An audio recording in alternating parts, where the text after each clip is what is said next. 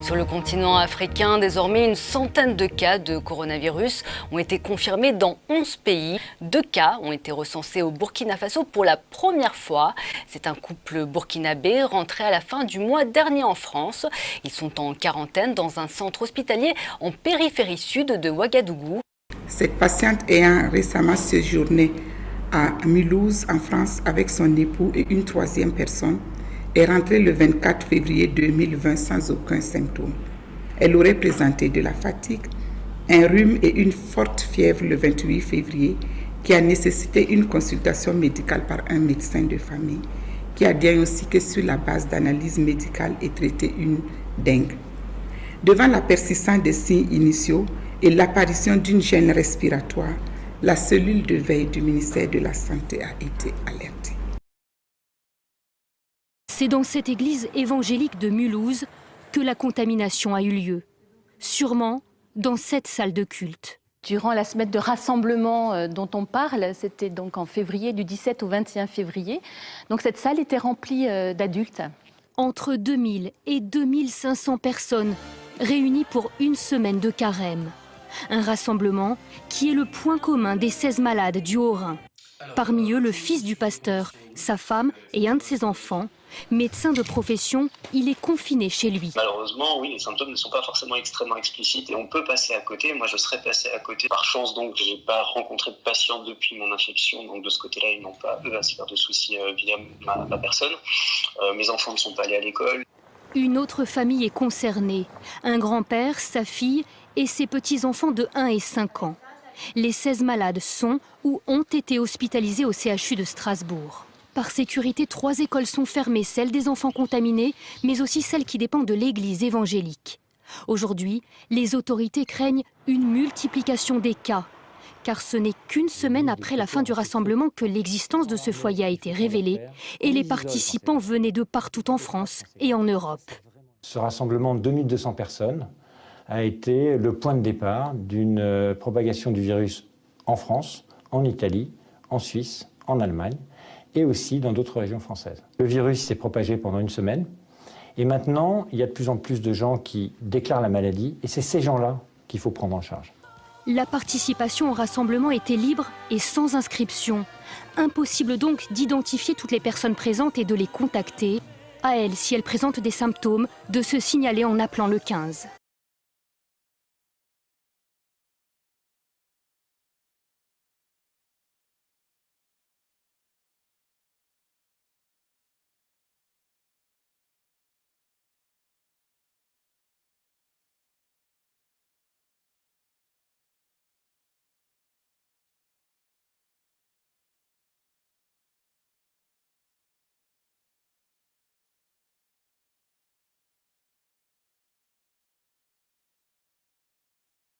Mamadou Karambiri, lui-même qui avoue, lui-même qui sort de son corps pour se balader la nuit, pour faire le tour du monde, pour se balader. Voilà Mamadou Karambiri. Il regarde à la télévision maintenant. Envoie, je vais leur parler. Envoie ça, ok. Regarde, c'est à toi que je parle. Voilà. Voilà. Toi, tu sors ton corps la nuit, tu ne veux pas que moi je sorte.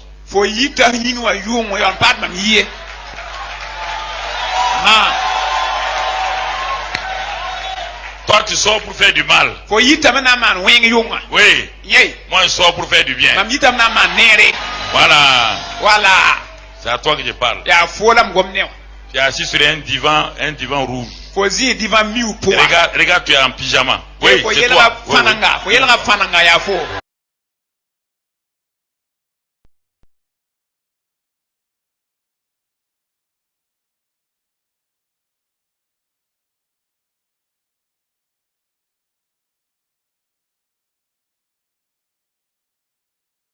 Je vous vois parfois dans vos maisons. Les gens ne savent pas ça. Je vous vois parfois dans vos maisons. Les gens ne savent pas ça. Je vous vois parfois dans vos maisons. Les gens ne savent pas ça. Parfois je regarde les gens, je ris. Parfois je regarde les gens, je ris. Parfois je regarde les gens, je ris. Parfois je regarde quelqu'un, je lui parle de ce qu'il a dit. avant-hier dans sa maison pour qu'il comprenne que je suis au courant. Non, Mamiala pas du mal, hein. Non.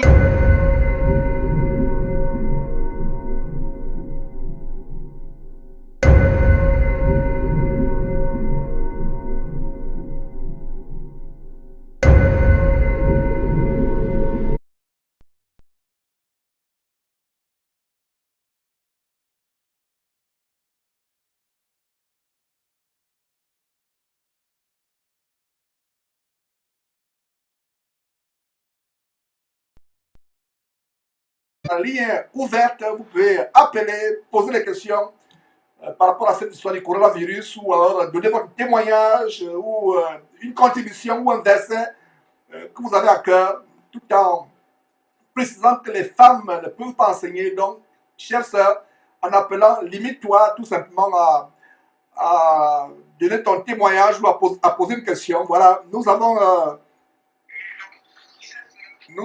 un appel depuis l'Allemagne, je crois. Voilà. Oui, vous êtes en direct sur Jésus-Christ TV. Allô, bonjour frère Georges. Oui, bonjour. Oui, ici la sœur Boutrelle de l'Allemagne. Oui. Et je suis très très contente d'appeler aujourd'hui et c'est pour faire un témoignage. Vous êtes la sœur qui? Encourager les frères et sœurs. La sœur Boutrelle. Boutrelle, sœur Boutrelle, tu es en direct, tu as la parole. Ok, frère Georges, je voulais faire un témoignage juste pour appuyer ce que tu dis depuis, pour encourager les frères et les sœurs. Tout à fait. Bon, en fait, il y a de cela, je dirais 2 à 3 semaines, j'ai fait un songe. Non, c'était pas un songe, en fait, j'ai été attaquée. Ouais. Et le problème, c'est que je me suis couchée, je n'étais pas vraiment endormie. Ouais. Mais je me suis rendu compte qu'il y a un esprit qui est venu m'attaquer, en fait. Ouais. Et je n'arrivais pas à me défendre. J'ai commencé à appeler au nom de Jésus, je te chasse. Oui, je suis la fille de Jésus, je te chasse. Mais l'esprit ne faisait qu'insister. Gloire soit rendue à Dieu que quelques temps avant, j'écoutais une de vos émissions. Et vous êtes en train de dire, lorsque quelqu'un doit vraiment insister, qu'il ne se laisse pas dominer par le diable. Et j'ai décidé donc d'insister. Et j'ai tellement insisté, mais il ne faisait que me prier. Tout à fait. Je n'avais plus de force. Mais j'ai dit pour la dernière fois, au nom de Jésus. Et puis il m'a quitté. Et j'ai senti une force qui a quitté mon corps. Ok. Et la scène, en fait, se manifeste, premièrement, quand l'esprit est arrivé, il n'est pas arrivé seul, en fait. Ouais. Quand l'esprit arrivait, il y a une femme qui passait. J'étais dans une salle de classe. Je suis une étudiante. Mais la salle de classe, c'était comme si c'était au Cameroun parce que je suis camerounaise. Et puis, je ne comprenais pas. Elle passe et puis elle a éternué sur moi. Elle a éternué dans le rêve. Elle a éternué sur moi dans le rêve. Dans le rêve. Et je n'ai jamais eu de rapport. Oui, dans le rêve. Et je n'ai jamais eu de rapport avec une chinoise du genre on est amis ou bien. Je ne sais pas, donc je ne comprenais pas d'où elle. Donc dans le rêve, c'est une chinoise. C'est une chinoise qui éternue sur moi. Oh là là.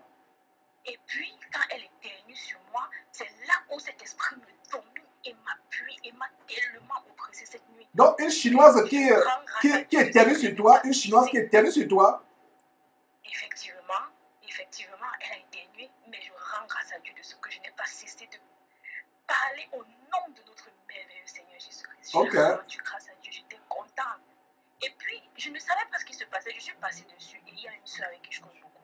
Ma soeur, la soeur Ariel, vous devez la connaître souvent, avec qui je cause beaucoup. Et puis, j'ai raconté le rêve, mais j'ai oublié la partie qui a éternué.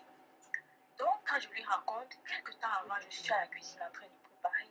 Cette image me revient. Le Seigneur me rappelle qu'il faut dire à ta soeur qu'en fait, il y a aussi cette partie de la femme chinoise. J'ai dit, mais pourquoi je dois préciser? C'était important. Il m'a attaqué. Le plus important, c'est compris.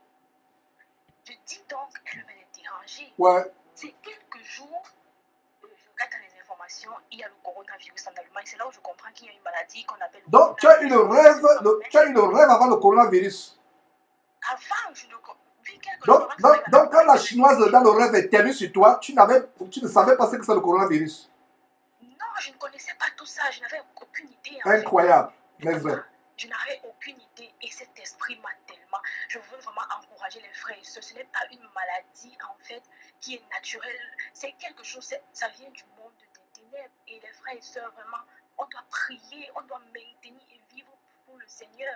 C'est la seule manière de pouvoir maintenir cet esprit avec les âmes que le Seigneur nous donne. Vraiment, je voulais encourager pour dire que c'est quand j'ai donc su que cette maladie, qu'il y a une maladie qui est en train de se propager de par le monde entier, et que en fait cette maladie, elle se manifeste avec comme un rhume, je sais pas. Et c'est là où j'ai compris, c'est l'image même. En fait, c'est un démon de rhume. C'est un démon, ça dit que ce démon-là, spirituellement, c'est le démon de rhume. C'est le démon de rhume. Et ça affecte les poumons, le système pulmonaire, etc. C'est après j'ai fait des recherches pour pouvoir comprendre, mais c'est quoi cette maladie? J'ai donc compris que en fait c'est un agenda pur de Satan en fait. Et ça n'arrive pas d'un être à l'autre, c'est un démon qui te possède. Et si tu n'as pas Jésus, il allait me dominer parce qu'il m'a tellement oppressé, je n'avais plus de force. C'est au dernier appel, au dernier secours du Seigneur Jésus que j'ai ressenti la délivrance et cet esprit est sorti de moi. Et c'était quelque chose de tellement... J'avais l'impression que je vivais, je ne dormais pas en fait, c'était quelque chose de très fort. Et vraiment, je rends grâce à Dieu pour cette délivrance. Je rends vraiment grâce à Dieu de ce que cet esprit n'a pas pu. Et je sais que ce n'est pas seulement mon cas. Il y a d'autres personnes qui souffrent, ils sont contaminés, ils pensent qu'ils ont été contaminés dehors, mais c'est un esprit. Et lorsqu'ils n'ont pas donc de défense, cet esprit prend le contrôle sur eux. Et avant que tu continues, Botran, il y a une vidéo justement qu'un frère ici à Houston nous a envoyé.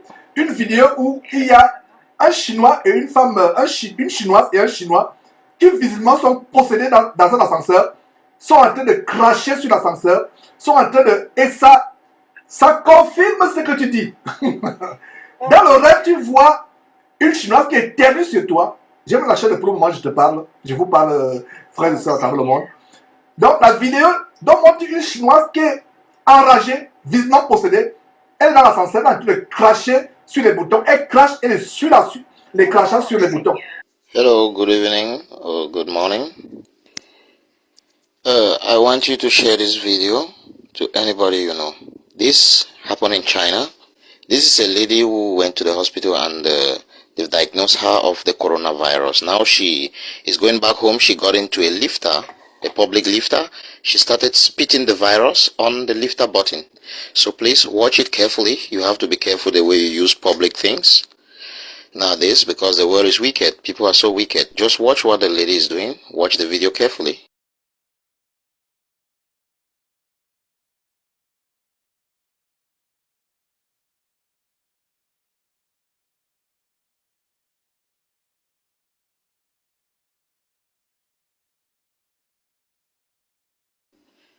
So you see how they distribute the virus. That is why the virus is spreading so fast, because demonic agents are at work. Okay, now she stays into the lifter because she wants to really pollute the place with the virus. See, she keeps spitting on the door, spitting. She keeps spitting around. Watch carefully. Now this is another old man who came up with the virus. See how he will spit on the lifter button. Then he will spit on his hands. See, he spit on his hand. He rubbed it on the buttons of the lifter.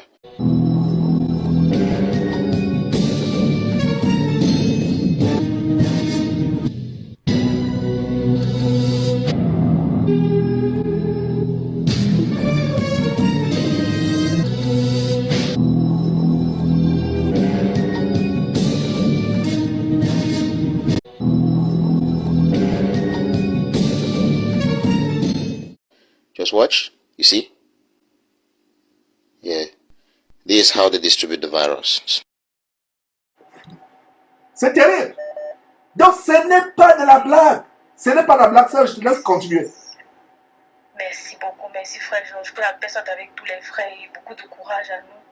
Restons vraiment dans le Seigneur et que le Seigneur nous protège. Ouais, amen, amen, amen. Voilà, merci pour ce témoignage.